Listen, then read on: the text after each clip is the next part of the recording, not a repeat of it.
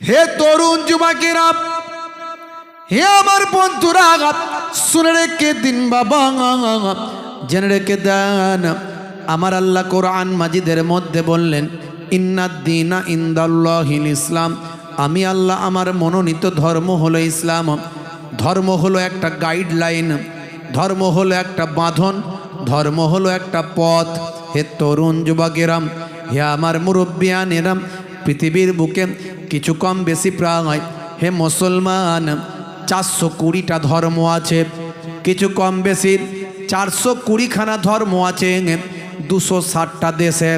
পৃথিবীর বুকে কিছু কম বেশি 260টা দেশ আছে, তার মধ্যে ধর্ম আছে 420খানা। এরকম একটা ধর্মের নাম হলো ইসলাম। ইসলামকে যদি আপনি এইভাবে ব্যাখ্যা করেন, এক্সপ্লেনেশন করেন, আপনি এইভাবে যদি ভেঙে ভেঙে আপনি যদি লেখেন ISLAM Islam, I for I, S for should, L for love, A for all, M for mankind, I should love all mankind, অর্থাৎ আমার উচিত সারা বিশ্বের মানুষকে ভালোবাসা। একটু রিভাবটা বাড়াতে হবে, যেমন ছিল। হে তরুণ যুবকেরা, হে আমার বন্ধুরা,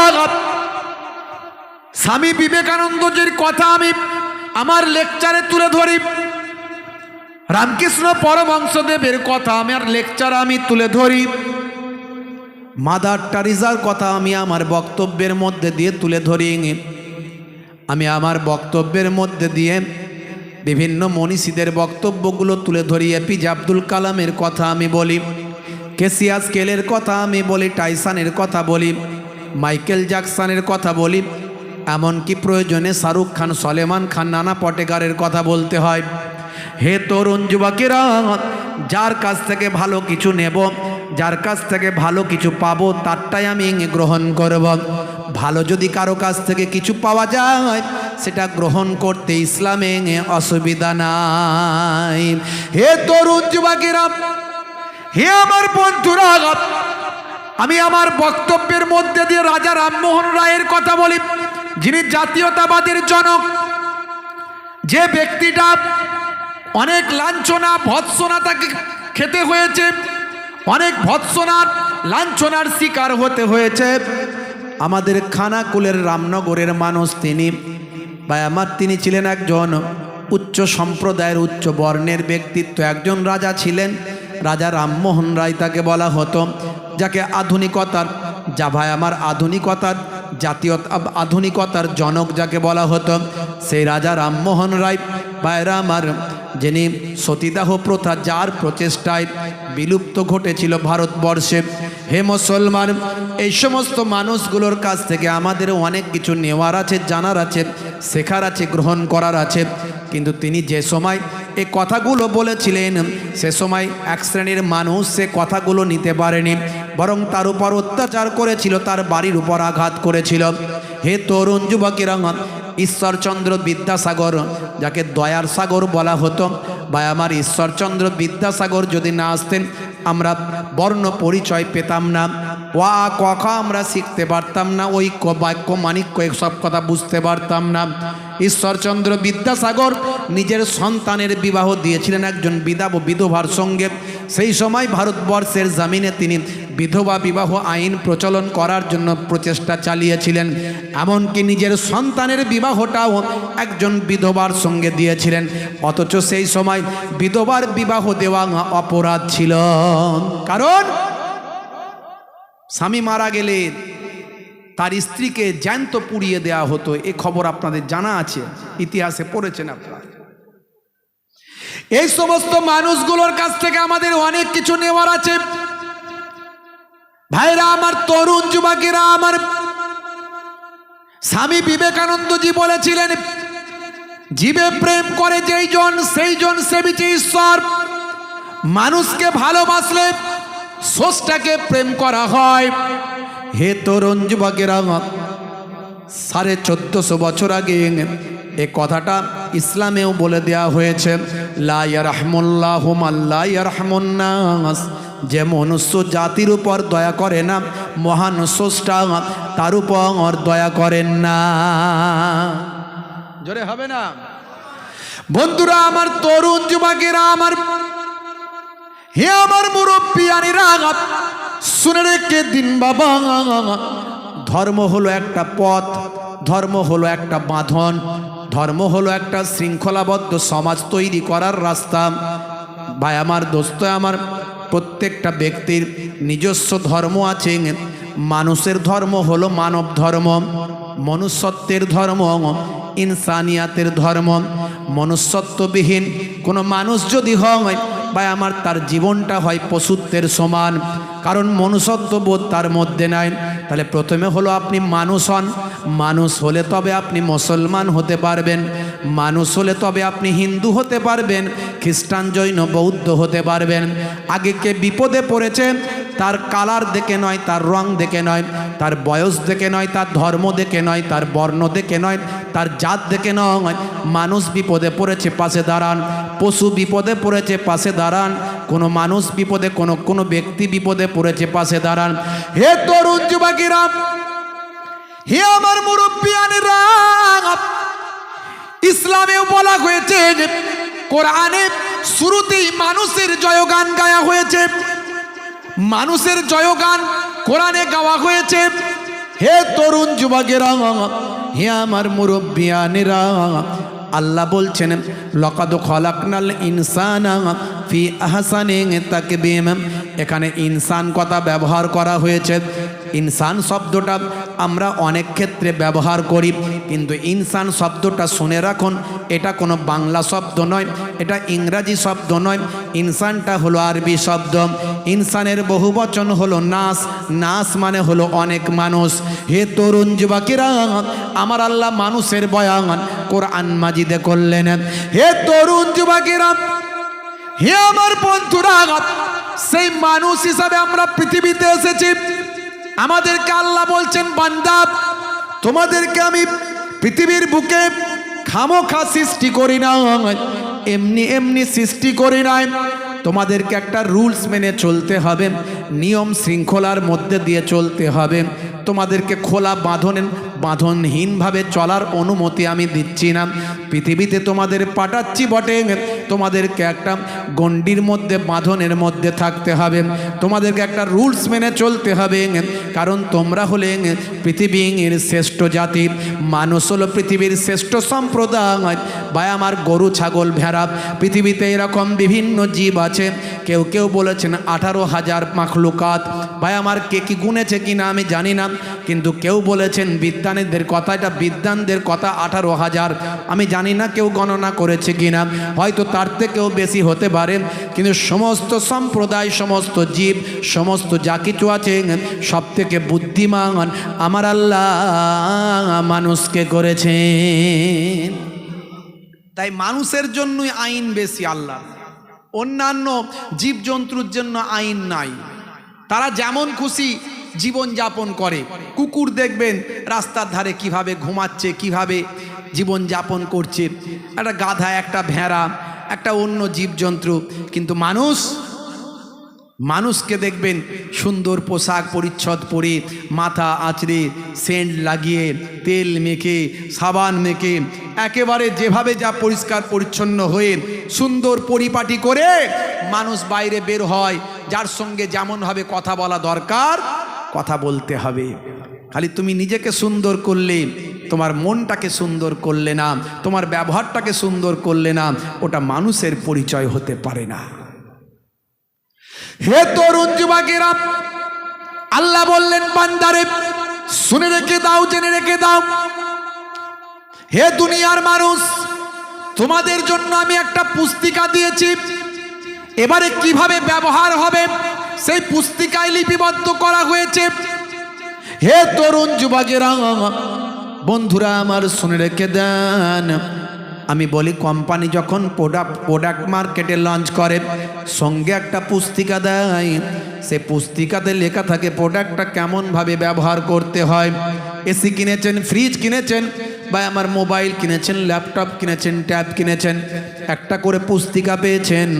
মুসলমান, একটু ভালো করে লক্ষ্য রাখুন, আজ থেকে 7000 বছর আগে পৃথিবীর বুকে প্রথম আল্লাহ সৃষ্টি করেছেন এই মানুষ। এই পৃথিবীকে আল্লাহ তার অনেক বছর আগে সৃষ্টি করেছেন, সব কিছুকে সুন্দর করে সাজিয়ে আসল সুন্দর জিনিসটা পৃথিবীতে দিলেন। সেই জিনিসটা হলো মানুষ। এই মানুষ নামক প্রোডাক্ট পৃথিবীতে এসেছে আজ থেকে 7000 বছর আগে। বা আমার যিনি পিতা, বিনা পিতা, পিতৃহীন মাতৃহীনভাবে আমার আল্লাহ তাকে পুতুল আকারে তৈরি করে তার ভিতরে আত্মা দিয়েছিলেন। ভাই আমার, আমরা বলি আদাম অ্যাকর্ডিং টু খ্রিস্টানিটি, বা আমার ইয়াহুদি নাসারা তারা বলে অ্যাডাম। আমরা বলি আদাম, তারা বলে অ্যাডাম। আমরা বলি আদাম নবীর স্ত্রীকে বলি আমরা হাওয়া। ইয়াহুদার নাসারা সম্প্রদায়ের মানুষেরা বলে ইভ। আমরা বলি দাউদ, তারা বলে ডেভিড। আমরা বলি সুলাইমান, তারা বলে সুলেমান। আমরা বলি ইব্রাহিম, তারা বলে আব্রাহাম। আমরা বলি মুসা, তারা বলে মোজেস। আমরা বলি ঈসা, তারা বলে যিশু। আমরা বলি মারিয়াম, তারা বলে মেরি। আর আমরা বলি ফেরাউন, তারা বলে ফারাও। ইতিহাসে ফারাওটা আপনারা পড়েন। ফারাও কোনো ব্যক্তি নয়, এটা একটা উপাধি। যেমন রাজা, বাদশাহ, সুলতান, এগুলো হলো উপাধি। হে তরুণ যুবকেরা, হে আমার বন্ধুরা, হে আমার মুরব্বিয়ানেরা, আমার আল্লাহ তৎকালীন যুগে 7000 বছর আগে পৃথিবীর বুকে প্রথম প্রতিনিধি, মানুষের প্রতিনিধি পাঠালেন। তাকে অলৌকিকভাবে কুদরতি ক্ষমতায় প্রথম সৃষ্টি করলেন। হে জওয়ান যুবকেরা, মুরব্বিয়ানেরা, বৈজ্ঞানিক তত্ত্বতে বলা হচ্ছে বানর থেকে মানুষ। বিজ্ঞানের থিওরিতে বলা হচ্ছে বানর থেকে নাকি আস্তে আস্তে পাল্টে গিয়ে মানুষে রূপান্তর হয়েছে। যাক, বিজ্ঞান যেটা বলছে, বিজ্ঞানের বিরুদ্ধে তো আমি কথা বলতে পারি না। বন্ধুরা আমার, তরুণ যুবকেরা আমার, তবে এটুকু সত্য, বিজ্ঞানের থিওরি মাঝে মাঝেই পাল্টে যায়। আজ থেকে 500 বছর আগে, ভাই আমার, আজ থেকে 400 বছর আগে, 200 বছর আগে যে বিজ্ঞানের থিওরি পৃথিবীতে এসেছে, পরবর্তীকালে নাসা, ইসরোর গবেষণায় দেখা যাচ্ছে আগের বিজ্ঞানের থিওরিকে তারা পাল্টে দিয়ে বলছেন ওই থিওরিটা ভুল ছিল, এখন যেটা বলা হচ্ছে এটাই ঠিক। তাহলে এর দ্বারাই প্রমাণ হয় বিজ্ঞানের থিওরি পাল্টাতে পারে। যদি বলেন একটা উদাহরণ দেন, একটা উদাহরণ দেব, কারণ হাতে সময় কম। গ্যালিলিও কোপারনিকাস আসার আগে বিজ্ঞানীরা তখন বলতো, ইতিহাস যদি পড়েন আপনি পাবেন, তখন বলতো সূর্য পৃথিবীর চারিদিকে ঘোরে। আবার গ্যালিলিও কোপারনিকাসরা যখন এলো বা আমার দূরবীন আবিষ্কার করলো, তখন তারা বলতে লাগলো, না না, আগের বিজ্ঞানী ঠিক বলেননি, পৃথিবী সূর্যের চারিদিকে ঘোরে। পুরো পাল্টে দিল বক্তব্যটা, পুরো ওলট পালট হয়ে গেল, পাল্টে দিল। হে তরুণ যুবকেরা, হে আমার বন্ধুরা, হে আমার মুরব্বিয়ানেরা, বর্তমানে নাসা, ইসরোর জন্ম হয়েছে, নাসা হয়েছে, ইসরো হয়েছে, পৃথিবীর প্রত্যেকটা দেশে দেশে গবেষণা কেন্দ্র তৈরি হয়েছে। এদের গবেষণায়, সর্বশেষ আপডেট গবেষণায় বলা হচ্ছে, না না, সূর্য পৃথিবীর চারিদিকেও ঘোরে না, আর পৃথিবীও সূর্যের চারিদিকে ঘোরে না, বরং যে যার নিজের নিজের কক্ষপথে ঘুরে বেড়ায়। আধুনিক বিজ্ঞান বলছে এটা। যারা বিজ্ঞান মনস্ক মানুষ তারা নিশ্চয় জানেন। হে তরুণ যুবকেরা, আজকে যেটা 21 শতাব্দীতে বিজ্ঞান যেটা বললাম, সেটাই কিন্তু 1450 বছর আগে আল্লাহর কোরআন বলেছিল। আমি এই জন্যই বলি, কোরআন যদি সত্যি আমরা বিশ্বাস করি মহান স্রষ্টার কাছ থেকে এসেছে, তাহলে এতে কখনো ভুল থাকতে পারে না। এরই জন্য আল্লাহ কোরআন মাজিদ সূরা বাকারার প্রথমে বলেছেন, যালিকাল কিতাব লা রাইবা ফি হুদাল লিল মুত্তাকিন। এটা হলো সেই কিতাব যাতে কোনো সন্দেহের অবকাশ নাই। এই কিতাবটা মুত্তাকি বান্দারা যারা গবেষণা করেন, চিন্তা করেন, তারা এই গ্রন্থ থেকে উপকার পাবে। হে তরুণ যুবকেরা, 1450 বছর আগে আজকের নাসা ইসরোর গবেষণায় যেটা বলা হলো, প্রত্যেকেই যে যার নিজের নিজের কক্ষপথে ঘুরে বেড়ায়, সূর্যও তার নিজের কক্ষপথে ঘোরে, চন্দ্রও তার নিজের কক্ষপথে ঘোরে, ঠিক এই কথাটাই 1450 বছর আগে আল্লাহর কোরআন মাজিদ বলছেন। সূরার নাম সূরা রহমান। আপনার মোবাইলের অ্যাপ আছে, সেই মোবাইলে গিয়ে মনে করতে পারেন ভাইজান মনে হয় নিজে কিছু একটা বুঝিয়ে বাজিয়ে দিয়ে চলে যাচ্ছেন না, যে কেউ মোবাইলের অ্যাপ ডাউনলোড করে দেখে নেবেন। সূরার নাম হলো সূরা রহমান। সূরা রহমান খুলবেন, প্রথম থেকে কয়েকটা লাইন পড়ার পর পাবেন আমার আল্লাহ বলছেন, আশ-শামসু ওয়াল কামারু বিহুসবান, সূর্য এবং চন্দ্র যে যার নিজের নিজের কক্ষপথে ঘুরে বেড়ায়। শামসুন মানে হলো সূর্য, কামারুন মানে হলো চন্দ্র। আশ-শামসু ওয়াল কামারু বিহুসবান, সূর্য এবং চন্দ্র যে যার নিজের নিজের কক্ষপথে ঘুরে বেড়ায়। ব্যাখ্যা দেখে নেবেন। আমার বলার উদ্দেশ্য হলো একটাই,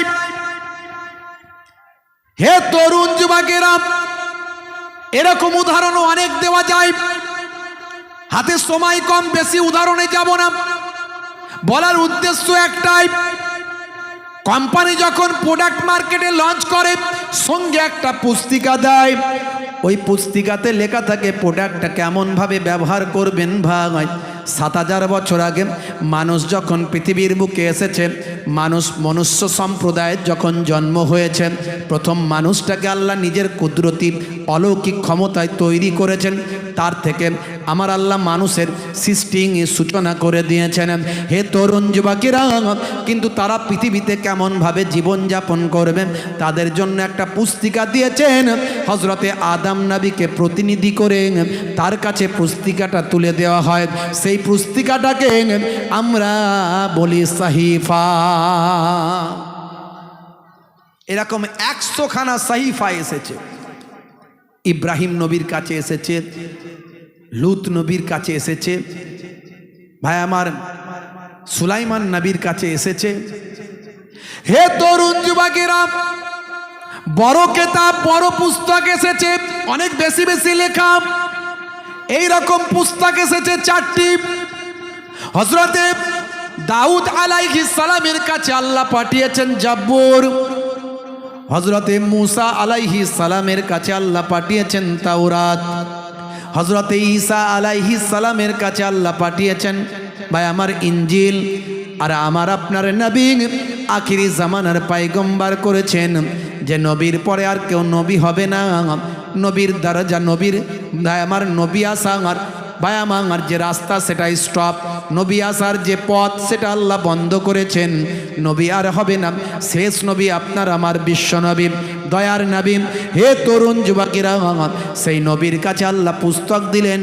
পুস্তকটার নাম হলো আল কোরআন। জোরে হবে না? যদি আগুন লাগে ধ্বংস হয়ে যায়, ধ্বংস হয়ে যায় পৃথিবীর সব বইয়ের দোকান, তবু বিশ্ব থেকে হারাবে না পবিত্র কোরআন। হবে না? করবে কেমন করে কোরআন ধ্বংস? আগুনের তেজ করবে কেমন করে কোরআন ধ্বংস? আগুনের তেজ আছে বিশ্বে ভরা অগণিত কোরআনে হাফিজ। তারা ছাপি আসমানি গ্রন্থ, তারা ছাপি আসমানি গ্রন্থ, বাঁচাবে ইসলামের সম্মান, তবু বিশ্ব থেকে হারাবে না পবিত্র কোরআন। এই কবিতাটা আমার লেখা নয়, কবিতাটা লেখা হলো বাংলাদেশের একজন